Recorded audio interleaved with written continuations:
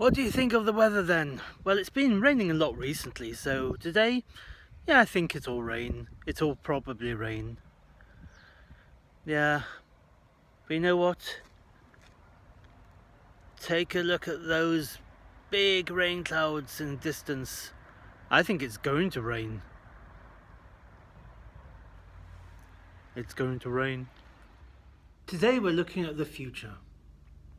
The future can be used both for predictions and for making decisions about the future.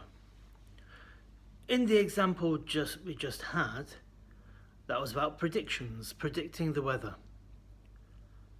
There's a slight difference between whether we say will or going to. This is actually a very famous example. Famous in the sense that it's used by every English teacher around the world. If you just think it might rain, but that's not really based on anything, you say will. I think it'll rain. If you've got evidence, for example a rain cloud, and you're more sure, you can say, oh, it's going to rain.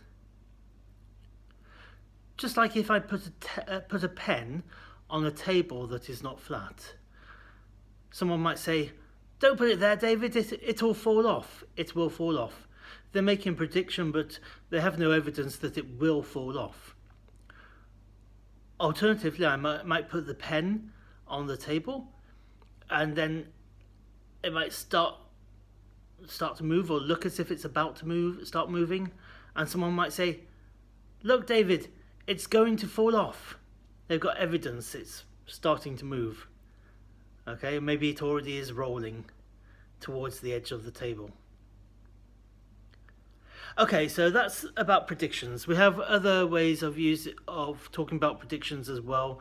We can use the will future in the continuous form. So at this time tomorrow, I will be eating dinner. So that's over a period of time tomorrow. Okay, let's have the happiness graph. On a piece of paper, I'd like you please to draw this graph. As you can see, on the x-axis we have the months June, July, August, September, and on the y-axis, going from 0 up to infinity, we have happiness. I now want you to think about how happy you will be at different times over the next 4 months. Then put crosses on the graph to show your level of happiness. And then draw a line connecting the crosses. Once you've done this, because you can't turn to a partner to explain what you've drawn, I'd like you to write down a few sentences explaining your happiness. So, for example, I blah blah blah at this time because I blah blah blah. I blah blah blah at this time because I blah blah blah. In a moment you can hear my version and you can compare the language that you've used. But first pause the video and draw your own happiness graph and write your sentences. And we'll be back in 3 seconds. 3, 2, 1. Okay, so this is my happiness graph for the next 4 months. Actually, in my case, I've just made it up because I still don't know when your grammar exam will be. Sorry. So therefore, I can't draw how happy I will or will not be at different times in relation to that. I have asked for it to be a little later than originally planned. We shall see what happens. Okay, so we can see that in early July I won't be so happy because I will still be marking a lot of work, and I will be designing exams and all that sort of thing. That is what I will be doing at that time. Then by early August, I'm much happier because I will be celebrating my birthday. I'll be 49 this year. Ooh. And then I will continue to be happy.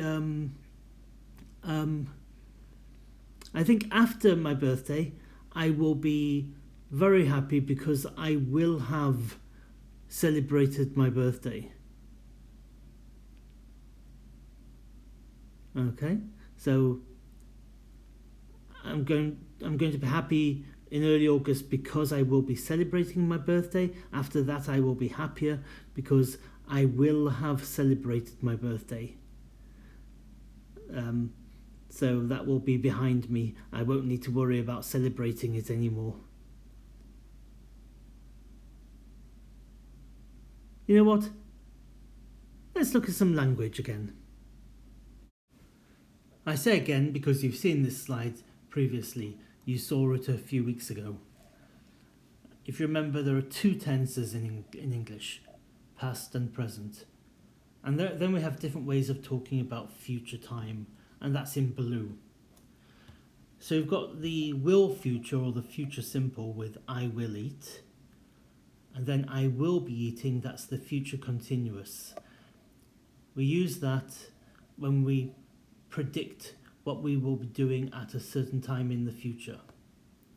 So I will be marking work. I will be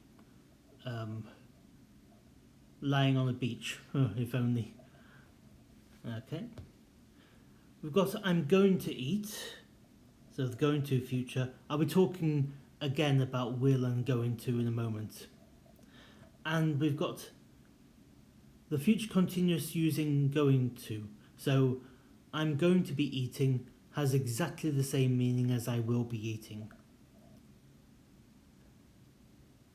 If there is a difference, it is that I will be eating can be both formal and informal, whereas I'm going to be eating is only informal. But there's no difference in the usage. At the top of the third column, we have I will have eaten. That's the future perfect. That's when you're talking about a time in the future and referring to another time in the future that happened before it. So I said I will be even happier later on in August because I will have celebrated my birthday. So in early August I will be celebrating it. After that I will have celebrated it. Future perfect. Or I can also use a continuous form of that, future perfect continuous. I will have been eating. So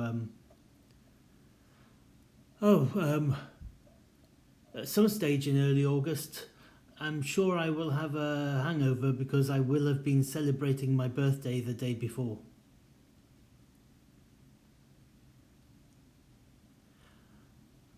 I'm going to have eaten is the equivalent of I will have eaten. No difference in meaning. I'm going to have been eating is the equivalent of I will have been eating. No real difference there. We've also got about to eat, etc. So I'll talk about the other forms in just a moment. Anything else there? Right, let's talk about will and going to when it comes to decision making. Oh, there was something else there. Look back at the sentences you wrote for your happiness graph. See if you need to change any of the future forms. For example, did you write, I will not be happy at this time because I will have an exam? Or because I will take an exam? because you need to change that to because I will be taking an exam, for instance. And see if you can use the future perfect at all in your happiness graph. You can also change the sentences after you've done your homework as well. Okay, now the difference between will and going to and making decisions. Sam asks, "What are you having for dinner tonight?" He or she, Sam could be either, could also ask, "What are you going to have for dinner tonight?" We normally ask this kind of question as if we expect the person to know the answer. Joe answers, "I'm going to have a salad." Sam, "What will you do if you have no ingredients at home and the shops are all closed?" Joe, "Then I'll fast instead, so I won't have anything to eat." Okay, so in the first answer, Joe says, "I'm going to have a salad." Going to is for something you have decided before the moment of speaking. So Joe already knows that he's going to have a salad. Sam then asks, "What will you do?" Not "what are you going to do," but "what will you do?" So this is a question which is asked at the moment of speaking. They're thinking about it right now at the moment of speaking. What'll you do? Notice the pronunciation what'll. What'll you do if you have no ingredients at home and the shops are all closed? Joe, "Then I'll fast instead. I will fast instead."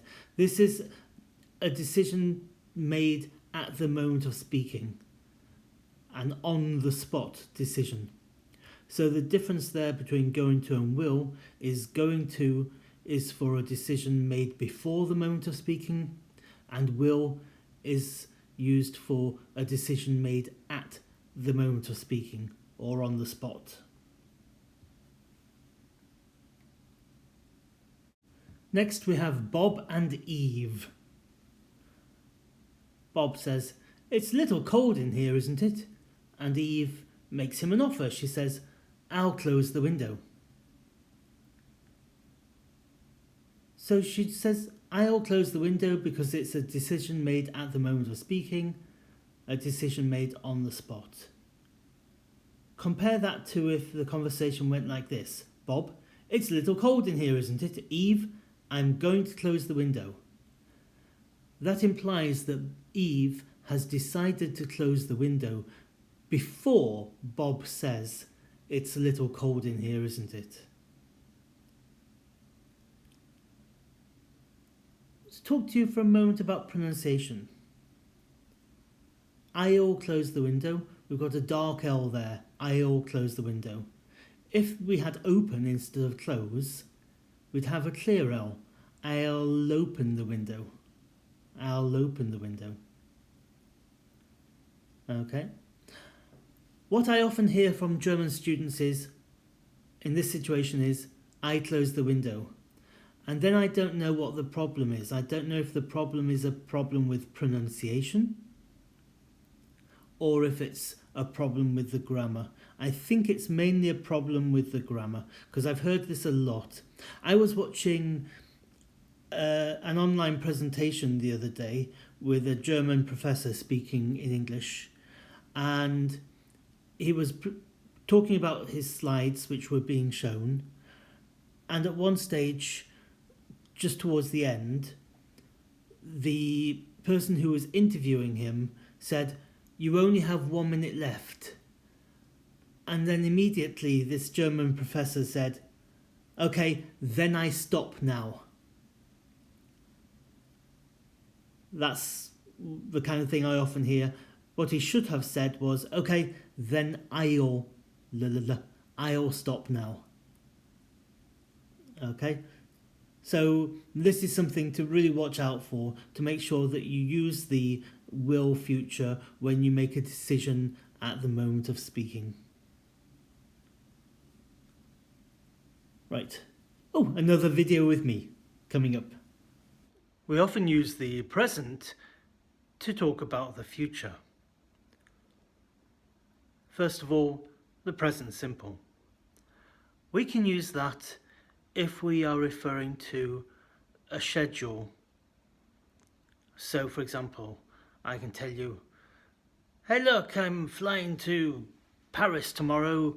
Here's a list of what I'm doing at different times. As you can see, I get the train to the airport at 9 o'clock. My flight leaves at 11 o'clock. I arrive at 1 o'clock. I blah blah blah. Okay? We can use the present continuous when talking about future arrangements.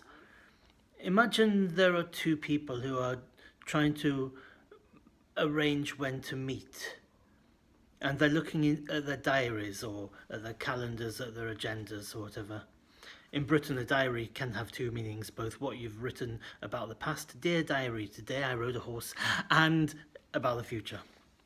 Okay, so they're trying to meet, these two people. One person says, what are you doing on Friday? Of course, we can't just say, what are you doing? That means right now. But what are you doing on Friday? That has the same meaning as what do you have planned for Friday? And then the other person says, no, I can't meet on Friday, I'm washing my hair. Obviously they're not washing the hair right now, but it's implied that they're saying I'm washing my hair on Friday. Or I will be washing my hair, we can also say, at that time. Then the other person says, okay, what about Saturday? And then the other person says, I can't meet at any time on Saturday because I'm playing golf. I'm watching television. I'm doing whatever else, okay? I don't want to meet you, get the message. Okay, so those are two ways that we can use the present tense with two different types of aspect, simple and continuous, to talk about the future. Right. There are yet more ways to refer to the future. For example, we can use the expression about to. So, quick, run away from that bomb. It's about to explode. So it's going to explode. In very formal writing, and also used in newspapers, they often use the expression is to, or are to. So you could have, the government is to lower taxes. That means it's going to. Or it could also mean it has been claimed that, it's believed that the government is going to do that. In your grammar book you will find all the information about the different ways of referring to the future, and you need to know these things. You can't just say will all the time. Okay, so today I'm not making some exercises for you to do. That's partly because I have to carry on marking writing for the writing class, and partly because I think that the exercises in your grammar book, whichever book you have, will be sufficient for this. You can guess, well, you know the design of how I cover these things in the exam. So you need to know the language, so please do the exercises in your grammar book. Right, that's it for today. In our next class, we're looking at modal verbs. I'll see you then.